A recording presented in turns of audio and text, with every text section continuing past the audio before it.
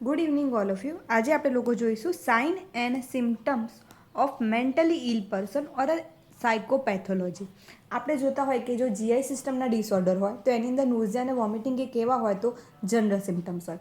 અથવા આપણે જો જીઆઈ સિસ્ટમ ભણતા હોય તો આપણે કોના રિલેટેડ ડિસઓર્ડર ભણશું તો disorder related to mouth, disorder related to oesophagus, disorder related to stomach.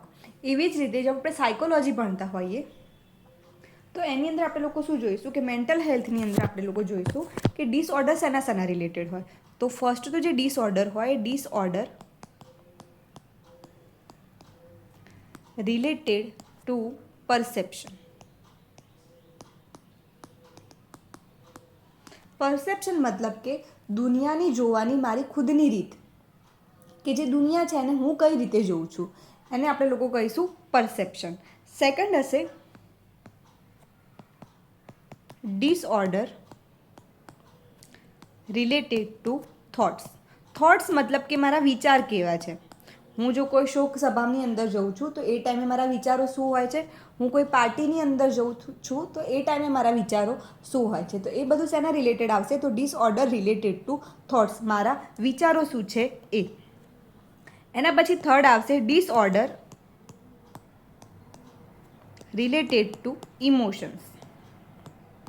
Emotions મતલબ કે મારી ભાવનાઓ. મારું જો કોઈ ક્લોઝ વન હોય એની ડેથ થઈ જાય તો એના પર મને શું ફીલ થવું જોઈએ તો મને દુઃખ ફીલ થવું જોઈએ, પણ મને દુઃખ ફીલ થતું છે નહીં. હું દુઃખી જગ્યાએ જાઉં છું પણ મને દુઃખ ફીલ જ નથી થતું. તો એનો મતલબ શું થયો કે જે પર્સન છે એના કોના રિલેટેડ ડિસઓર્ડર હોય તો ઇમોશન રિલેટેડ ડિસઓર્ડર હોય.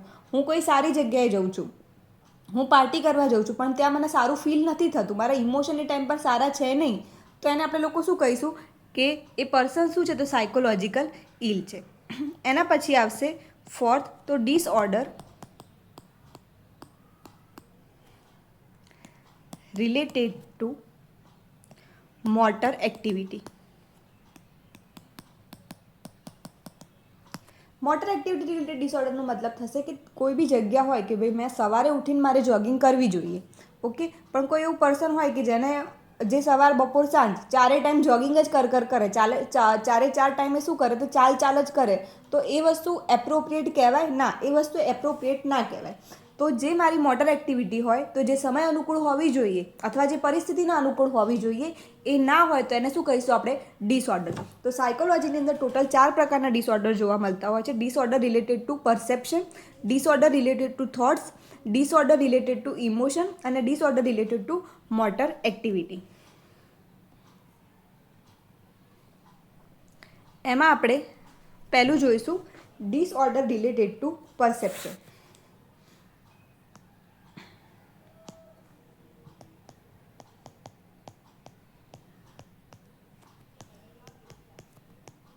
તમે લોકોએ 2 ટર્મ સાંભળ્યા હશે.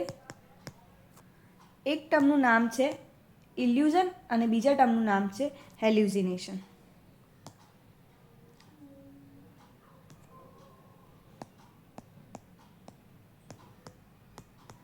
તો આ બંને કોના ડિસઓર્ડર છે તો પરસેપ્શનના. તો પરસેપ્શનની અંદર ટોટલ 2 વસ્તુ આવશે. એક આવશે ઇલ્યુઝન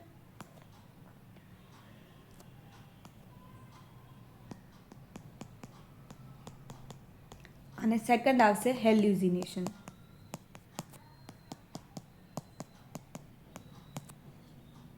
ઇલ્યુઝનનો મતલબ શું થશે તો ઇલ્યુઝનનો મિનિંગ થશે મિસપરસેપ્શન.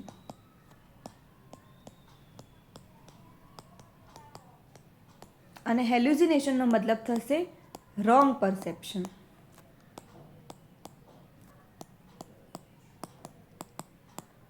ઇલ્યુઝનનો મતલબ શું થશે કે કોઈ જગ્યાએ લાકડી પડી હોય પણ લાકડીની જગ્યાએ જો મને સાપ દેખાય તો મતલબ કે ઇલ્યુઝન. મતલબ કે ત્યાં કોઈ બી પ્રકારનું જે રેફરન્સ હશે શું હશે પ્રેઝન્ટ હશે. કે જ્યારે હેલ્યુસિનેશનની અંદર શું હશે કંઈ જ ત્યાં નહીં પડી હોય, કોઈ જ વસ્તુ નહીં હોય પણ એ છતાંય મને શું દેખાય, જો સાપ દેખાય તો એને આપણે લોકો શું કહીશું તો હેલ્યુસિનેશન. ઇલ્યુઝનનો મતલબ થશે ઇનએક્યુરેટ પરસેપ્શન ઓફ એક્સટર્નલ સ્ટિમ્યુલાઈ. મતલબ કે કોઈ બી જાતનું જે સ્ટિમ્યુલાઈ હોય એ પ્રેઝન્ટ હોય છે અને એની અંદર મને શું થાય છે તો મિસપરસેપ્શન. તો પહેલું આવશે ઇલ્યુઝન અને ઇલ્યુઝનનો મતલબ થશે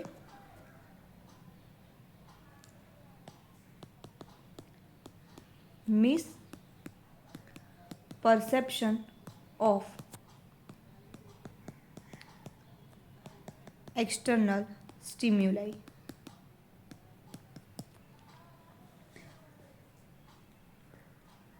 જો ઇલ્યુઝન હોય એ આગળ જઈને શું થઈ જાય, ફિક્સ થઈ જાય, તો એ શેમાં પરિણમશે, તો ડેલ્યુઝનની અંદર. એના પછી આપણે લોકો જોઈશું હેલ્યુસિનેશન.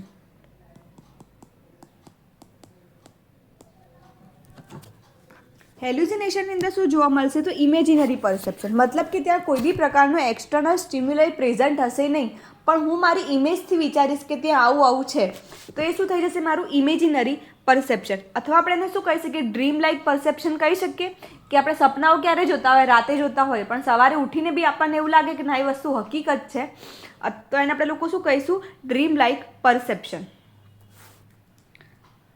તો હેલ્યુસિનેશનનો મતલબ થશે ફોલ્સ ઇમેજિનરી પરસેપ્શન. કેમ ફોલ્સ, કેમ કે ત્યાં કોઈ બી પ્રકારનું એક્સટર્નલ સ્ટિમ્યુલાઇઝ પ્રેઝન્ટ હશે નહીં.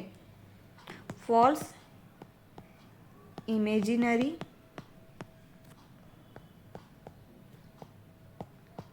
Sensory perception. જનરલી હેલ્યુસિનેશન ક્યારે થતા હોય કે જ્યારે સવારનો સમય હોય, કે જ્યારે આપણે સૂઈને જાગતા હોય એ ટાઈમ પર શું થાય કે તમે કોઈ બી પ્રકારનું સપનું જોયું હોય, પણ તમે જાગો છો ને જાગ્યા પછી બી તમને એવું જ લાગે છે કે જનરલી શું થાય કે આપણે લોકો સવારે સપનામાંથી જાગેલા આપણને ખબર પડી જાય કે આપણે જે જોતા હતા એ સપનું હતું, પણ સવારે ઉઠીને છતાંય આપણને એવું જ લાગે કે હા આપણે સપનામાં જ જીવીએ છીએ, તો એને આપણે લોકો શું કહી શકીએ, તો હેલ્યુસિનેશન. અને જનરલી હેલ્યુસિનેશન ક્યારે થતા હોય, તો અર્લી મોર્નિંગની અંદર. હેલ્યુસિનેશનના થોડા પ્રકારો છે, જેમ કે એક પ્રકાર છે એનો ઓડિટરી હેલ્યુસિનેશન.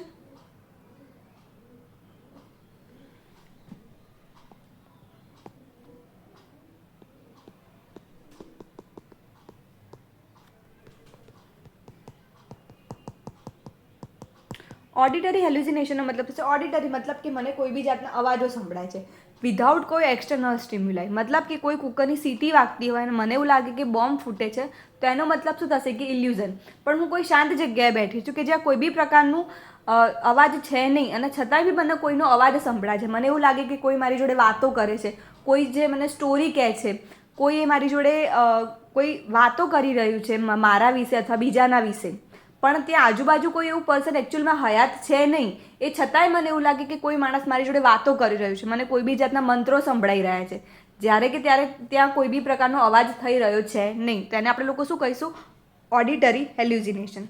એના પછી આવશે ગેસ્ટેટરી હેલ્યુસિનેશન. ગેસ્ટેટરી હેલ્યુસિનેશનનો મતલબ થશે કે મને કોઈ બી જાતનો અલગ સ્વાદ આવે છે. કોઈ બી પેશન્ટ હોય એને અઠવાડિયેથી સમજો કે ખીચડી જ ખાય છે અથવા મગજ ખાય છે, પણ છતાં એને સ્વાદ શેનો આવી રહ્યો છે, મંચુરિયનનો. તો મતલબ શું થયું કે એને ગેસ્ટ્રો, એના ટેસ્ટ બડ જે હોય એની અંદર એને શું થઈ રહ્યું છે, હેલ્યુસિનેશન. એની પછી આવશે ઓલ્ફેક્શન હેલ્યુસિનેશન.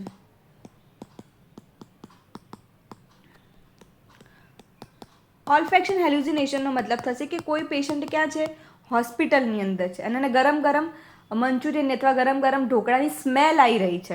જો એને સ્વાદ આવી રહ્યો છે એના જીભની અંદર, તો મતલબ થશે ગેસ્ટેટરી હેલ્યુસિનેશન. અને એને કોઈ બી જાતની જો સ્મેલ આવી રહી છે તેનો મતલબ થશે ઓલ્ફેક્શન હેલ્યુસિનેશન. અથવા આપણે એને એવું કહી શકીએ કે ઓલ્ફેક્ટરી હેલ્યુસિનેશન.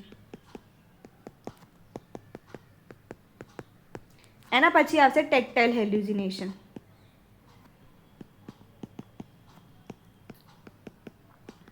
ટેક્ટાઇલ હેલ્યુસિનેશનનો મતલબ થશે કે કોઈ બી જાતનું શું થવું, તો સ્પર્શનો અહેસાસ થવો. જેમ કે કોઈ બી પર્સન હોય ના એના માથાની અંદર જૂ છે કે ના એની બોડીની અંદર જૂ છે, પણ છતાં બી એને એવું લાગે કે ના મારી બોડી પર કંઈક ફરી રહ્યું છે. તમે એનું એક્ઝામિનેશન કરો તો એક્ઝામિનેશનની અંદર તમને કંઈ જ ના દેખાય, ખાય એની બોડી પર નથી ફરી રહ્યું, કંઈ જ તમને દેખાતું છે નહીં, પણ એ છતાં એ પર્સનને ફીલ થઈ રહ્યું છે કે ના ભાઈ મારી બોડી પર કંઈક ચાલે છે, અથવા કોઈ મને સ્પર્શ કરે છે. તેનો મતલબ શું થશે કે એ પેશન્ટને શું છે, ટેક્ટાઇલ હેલ્યુસિનેશન. એના પછી આવશે વિઝ્યુઅલ હેલ્યુસિનેશન. વિઝ્યુઅલ હેલ્યુસિનેશનનો મતલબ થશે કે કોઈ બી પેશન્ટ હોય એને અમુક પ્રકારની વસ્તુઓ દેખાતી હોય, મતલબ કે કોઈ એવું થર્ડ પર્સન દેખાતું હોય, અથવા એવું કહેશે કે મને ભગવાન દેખાઈ રહ્યા છે, અથવા એવું કહેશે કે મારા જે દાદી હતા જે ગુજરી ગયા હતા એ મને દેખાઈ રહ્યા છે. તો મતલબ થશે કે જે વ્યક્તિ અથવા જે વસ્તુ બીજા કોઈને નથી દેખાઈ રહી, પણ એ પર્સન જ દેખાઈ રહી છે વિધાઉટ એક્સટર્નલ સ્ટિમ્યુલાઈ. કોઈ બી પ્રકારનું સ્ટિમ્યુલાઈ નથી. મતલબ કે જો વાંસની લાકડી હોય અને એને એવું દેખાય કે આમાં ભગવાન છે, તો એનો મતલબ થશે કે એને શું થયું હતું? ઇલ્યુઝન. બટ ત્યાં કોઈ પણ પ્રકારના એક્સટર્નલ સ્ટિમ્યુલાઈ વગર એને એવું દેખાશે કે અહીંયા મારા દાદી છે અથવા ભગવાન છે, તો એનો મતલબ શું થશે કે એને શું થઈ રહ્યું છે? Visual hallucination. એના પછીના આપણે ડિસઓર્ડર જોઈશું. તો ડિસઓર્ડર રિલેટેડ ટુ થોટ્સ.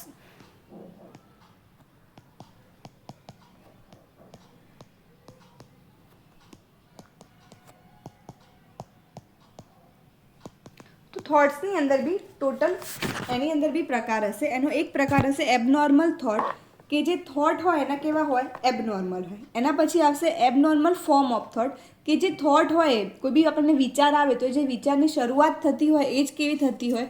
ખોટી થતી હોય. અને એના પછી આવશે ડિસઓર્ડર સ્ટ્રીમ ઓફ થોટ. મતલબ કે મને જે થોટ હોય એને એક પછી એક આપણને જે વિચાર આવવો જોઈએ એની જે સ્ટ્રીમ હોય બરોબર રીતે જળવાયેલી હોય નહીં. તો પહેલાં આપણે લોકો જોઈશું એબનોર્મલ થોટ્સ.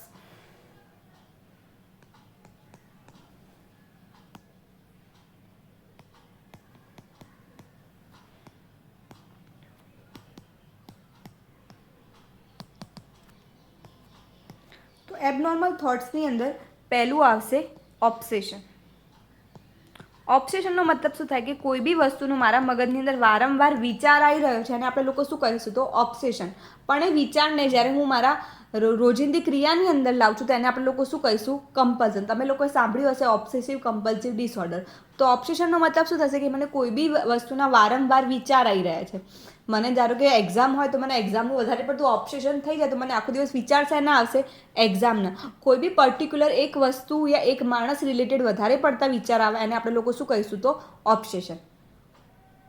એના પછી સેકન્ડ હશે ડેલ્યુઝન. ડેલ્યુઝનનો મતલબ થશે ફિક્સ ફોલ ફ્રોમ બિલીફ.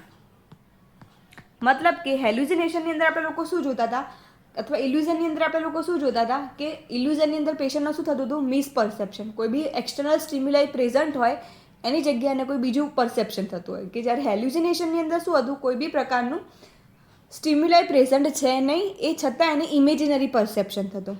પણ એનું એ જ્યારે ફિક્સ થઈ જાય, મતલબ કે ઓડિટરી હેલ્યુસિનેશનની અંદર આપણે લોકો જોયું કે ભાઈ એને કોઈ બી જાતના અવાજો સંભળાતા હોય, એકચ્યુઅલીમાં એ છે નહીં પણ એને એવું લાગતું હોય કે ના ભાઈ મને મારી જોડે કોઈ વાત કરે છે. એ પછી જો તમે એને સમજાવો કે ના ભાઈ તને અવાજ નથી આવી રહ્યા અને જો એ હકીકત સ્વીકારી લે તો મતલબ એને શું હતું? હેલ્યુસિનેશન.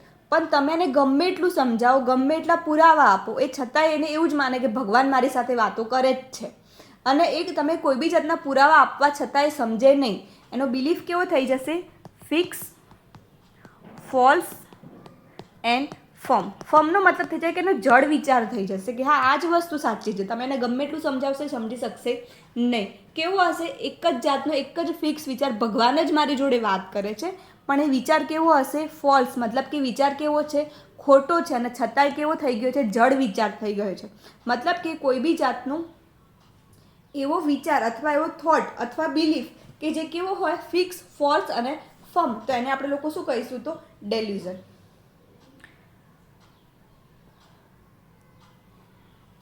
ડેલ્યુઝનના આગળ આપણે લોકો પ્રકાર જોઈએ તો એક હશે પેરાનોઇડ ડેલ્યુઝિનેશન.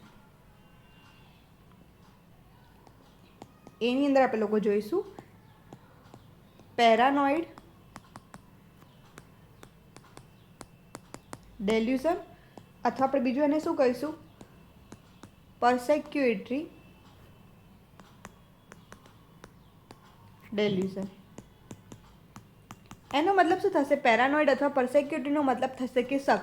મને કોઈ બી પ્રકારનો શક થઈ જાય કે સામેવાળો માણસ છે મને મારવા જ ઈચ્છે છે, મારા સામેવાળું જે પાડોશી છે એ મને મારવા જ ઈચ્છે છે. પછી ભલે એમને શાકભાજી કટ કરતો હોય તો છતાં બી મને એવું જ લાગશે કે હમણાં મને મારી નાખશે. એ મને ગમે એટલું કોઈ પબ્લિક સમજાવે, ગમે એટલા કોઈ મને પુરાવા આપે, છતાંય મેં વસ્તુ સમજવા તૈયાર ના થવું, તો એને આપણે લોકો શું કહીશું? પેરાનોઇડ ડેલ્યુઝન. પેરાનોઇડનો મતલબ છે શક. મને હંમેશા શક રહે કે કોઈ મને મારશે અથવા કોઈ મને હાર્મ પહોંચાડશે. જે દુનિયા છે મારા વિશે સારું વિચારતી છે નહીં, બધા મને મારશે, મારું કંઈ અહિત કરી દેશે. એ પ્રકારનું જે હંમેશા થોટ રહે એને આપણે લોકો શું કહીશું? પેરાનોઇડ ઓર પરસેક્યુટરી ડેલ્યુઝન. એના પછી આવશે સેકન્ડ બી કે જે આવશે ડેલ્યુઝન ઓફ ગ્રેન્ડિયોસિટી. ડેલ્યુઝન ઓફ ગ્રેન્ડિયોસિટીની અંદર આવશે કે હું મારી જાતને એવું માનું કે હું બહુ જ મહાન છું. હું સવાર ઉઠીશ નહીં તો આ દુનિયાનો વિનાશ થઈ જશે. હું છીક નહીં ખાઉં તો આ દુનિયાની અંદર હવા આવતી બંધ થઈ જશે. એવું જો હું પોતાની જાતને સર્વસ્વ માનવા માંડું એને આપણે શું કહીશું? ગ્રેન્ડિયોસિટી. ગ્રેન્ડ મતલબ હું મારી જાતને બહુ જ મહાન માનું છું, એને આપણે લોકો કહીશું ડેલ્યુઝન ઓફ ગ્રેન્ડિયોસિટી.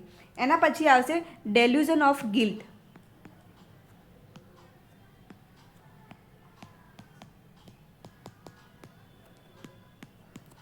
ડેલ્યુઝન ઓફ ગિલ્ટનો મતલબ થશે કે સામે ઝાડમાંથી પાંદડું એક પડી ગયું, એ છતાંય મને ગિલ્ટ થાય કે ભાઈ મેં શ્વાસ લીધો ને એના લીધે એ પાંદડું પડી ગયું. રસ્તામાં કોઈ બી જાતનું એક્સિડન્ટ થઈ ગયો તો તમને એવું લાગે કે યાર મારા મનમાં એવો વિચાર આવ્યો હતો ને એટલે એક્સિડન્ટ થયો, અથવા સવારે મેં ભગવાનની પૂજા નથી કરી એટલે પેલા ભાઈનો એક્સિડન્ટ થઈ ગયો. તમારું એ માણસ સાથે કંઈ જ લેવા દેવા છે નહીં, એ સ્ટિમ્યુલાઈ સાથે કોઈ લેવા દેવા છે નહીં, છતાંય તમને એવું લાગે કે આ દુનિયાની અંદર જેટલું બી ખોટું થઈ રહ્યું છે મારા લીધે થઈ રહ્યું છે, મારા ખરાબ કર્મોના લીધે થઈ રહ્યું છે, તો એને આપણે લોકો શું કહીશું? ડેલ્યુઝન ઓફ ગિલ્ટ. એના પછી આવશે આગળ ડેલ્યુઝન ઓફ નિહિલિઝમ અથવા નિહિલિસ્ટિક ડેલ્યુઝિનેશન. એની અંદર જો હું એવું વિચારું કે મારું કોઈ અસ્તિત્વ જ છે નહીં. આ ઘણીવાર આપણે લોકો કહેતા હોય કે આપણે હિન્દુ ધર્મની અંદર માન્યતા છે કે ભાઈ હું જે કરું છે ભગવાન મારી જોડે કરાવે છે. એવી રીતનું કોઈ બી માણસને કોઈ વધારે જ પડતો બિલીફ થઈ જાય કે મારું આ દુનિયાની અંદર કોઈ અસ્તિત્વ જ છે નહીં, મારા પગ છે નહીં, મારા હાથ છે નહીં, મારી બોડી છે જ નહીં, હું આ દુનિયાની અંદર પ્રેઝન્ટ જ નથી, એને આપણે લોકો કહીશું નિહિલિસ્ટિક ડેલ્યુઝિનેશન. એનો મતલબ એને એવું થઈ જશે કે મારું કોઈ અસ્તિત્વ છે જ નહીં અને હું અહીંયા છું જ નહીં, બસ મારી આ બોડી બી કંઈ એક્ઝિસ્ટ નથી કરતી અને બસ ખાલી મારી આત્મા જ એક્ઝિસ્ટ કરે છે. એને આપણે લોકો કહીશું નિહિલિસ્ટિક ડેલ્યુઝિનેશન. એના પછી આવશે હાઇપોકોન્ડ્રિકલ ડેલ્યુઝન. હાઇપોકોન્ડ્રિકલ ડેલ્યુઝનનો મતલબ થશે ડૉક્ટર શોપિંગ. મતલબ કે મને હંમેશા એવું જ લાગ્યા કરે કે મારી બોડીની અંદર કંઈક કમી છે અથવા મારી બોડીની અંદર કોઈ બી જાતનું ડિસીઝ છે, હું બીમાર જ છું. તમે બધા જાતના મેડિકલ રિપોર્ટ કરાવો, એ મેડિકલી શું આવે? એકદમ ફિટ આવે. એ છતાં બી એને શું લાગશે કે હું બીમાર છું, મને ઓલવેઝ ફીવર રહે છે, મને શ્વાસ ચડે છે, એને ઓલવેઝ એવી જ કમ્પ્લેન રહેશે કે હું બીમાર છું. જો એક ડૉક્ટર એને એવું મેડિકલ રિપોર્ટ આપશે કે પોતે હેલ્ધી છે તો એ બીજા ડૉક્ટર જોડે જશે. એ હંમેશા એવું પ્રૂવ કરવા માગશે કે શું છે? બીમાર છે. અને આપણે લોકો શું કહીશું? હાઇપોકોન્ડ્રિકલ ડેલ્યુઝિનેશન.